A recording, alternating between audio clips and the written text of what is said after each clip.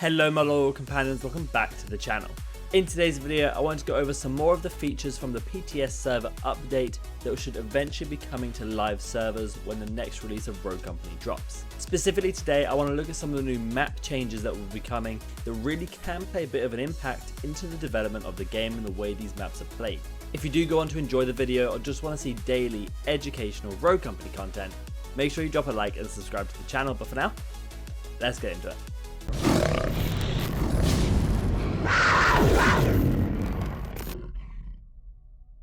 Do remember that all these changes are not yet in the current live servers of the game. They're just on the PTS server, the public test server, and will not be coming until the next major release. I'll also try and show you images of the maps before and after so you can precisely see the difference between them. Starting with the very small features, there are a few bug fixes, collision adjustments, and object fixes to certain maps such as High Castle, Lockdown, Factory, Skyfell, and Favelas.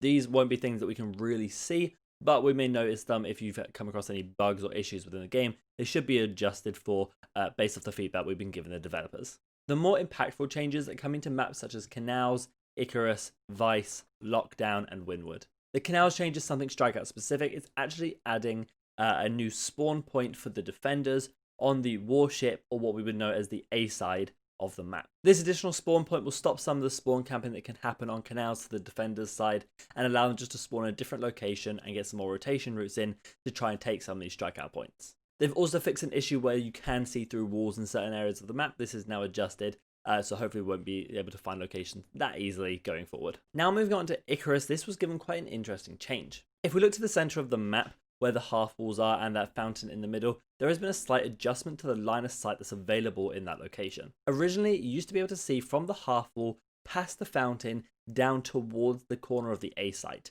This was quite a good vantage point and allowed you to shoot across the map quite easily. They've now decided to change this by moving that fountain back and turning it ever so slightly and causing a little bit of a cover change. That means you can now no longer see down that angle as easily. I think this is a good change because this will stop attackers being able to punish a rotation from A to B when they push the B site themselves, which was quite a bit of an issue. Of course, they can just maneuver their position towards the fountain itself, but then they're exposing themselves a lot more. That cover was quite a big advantage, so now the fact it's gone allows defenders a little bit more leeway in their rotations to try and stop the B push. Having a look now at Lockdown, this is a strikeout specific change as well, and it has to do with the spawn point of the strikeout location in the tower. This point in the tower has been removed in favor of a position lower down on the ground level just beside it. You can no longer capture the point from this upper tower and instead have to go to the lower levels, with the tower just offering a good vantage point over this area now.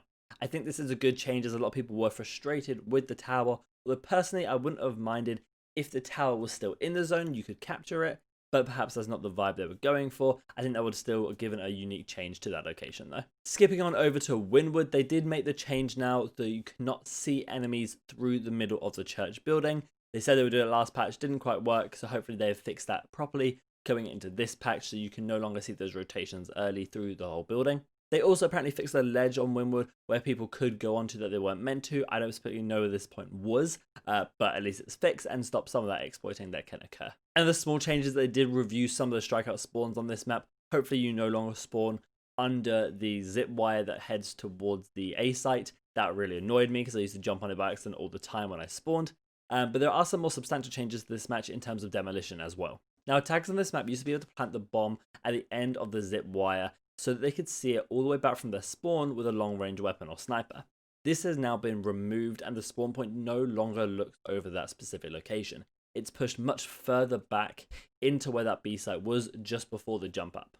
This significantly reduced the size of the plantable area on B, so what they did is they also allowed you to plant the bomb on the other side of the blue building on the staircase leading up to the back of B. You'll see it here on these images, but now there's a lot more choice for the attackers to plant the bomb and a lot more angles that you can hold. It used to be really frustrating that you could only hold that one particular angle on the B site if you went to the back of B, but now you can hold the other one as well and not expose yourself as much to that right hand side flank, which I think is going to be a really good change, and I like the way that they decided to do this. I like that they removed the sniping location, and you can see some particular bomb plant spots that I've highlighted here that might be of use. And then the final map that we're going to be looking at with massive changes that have completely restructured the map is going to be Vice. Now this is by far the most interesting one, and they really did an overhaul of some of these locations, adding a lot more cover into certain spots and adapting the map so it flows a little bit better for both attackers and defenders. We'll start with the changes on the A side of the map, and this includes a zip wire from the attacker side spawn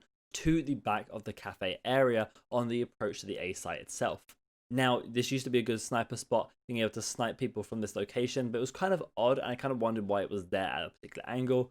Now we can see, and I heard there actually used to be a zip wire there that they removed and have now reinstated, which I think is going to help the flow of the map and the flow of that attack and speed of it a lot better. As you push further onto the defender's side, though, there is some cover at the end of it that now defenders can play around a little bit more easily, just so they can hold different positions on that defending side.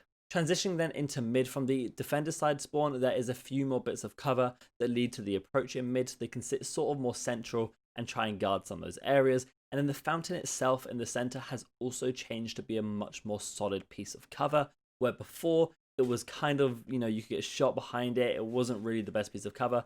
Now it's a lot more solid and a lot more stable for you to hide behind, particularly on that strikeout point. As we move onto the B side of the map from mid, you can see that the wall hop that used to be there from mid to B Street is gone, and now it's a big open area and staircase that you can go and cross through. I think this change is really good. I felt like for defenders to try and sort of pinch the people on B Street, you used to have to funnel down one way or risk the hop over and probably die. Now they have a much better angle to punish attackers who are too slow pushing up B Street and sit back behind those cars. I think this adds a lot to the flow of the map, particularly on this side, and I really like this change. I think it will add a good dynamic going forward to the demolition matches. But B Street itself has changed drastically and is definitely the biggest change to this map so far, and it's due to the cover that has been added that you can see from these images. There's a lot more cover on the approach of both attackers and defenders, and then as you push onto the B site itself through the little archway, there is an additional piece of cover there that you can sit behind. Again, just adding to the dynamic of this map and allowing that B push to be a little bit better for attackers, I feel, while also offering a little bit more of cover for defenders too. I think this again really adds to the dynamic, adds a lot to the positioning of the map. Frags are going to be much more useful, positioning is going to be a lot more useful, and people will have a better chance at trying to actually battle on this side of the map. Now, of course, the biggest map change is the addition of a new map, Glacier, which I will not be going into in this video, and instead will be going into in a future video via a map guide, which I'm sure you're all very interested in. I just want to wait for that to hit live servers properly so we can test it for sure, make sure there's no additional changes because they are looking for feedback on it, and just make sure that I get the best video out for you about this new map. That's going to be the end of the video though, guys, and if you did enjoy, make sure you leave a like and subscribe to the channel. You can also come follow me on twitch.tv/raddargaming to see live gameplay commentaries, guides, Q&As, and playing with viewers. All the links you're going to need down in the description below, but for now, guys, I hope you have a fantastic day. And remember, be loyal, be brave, be relentless, and I'll catch you in the next video.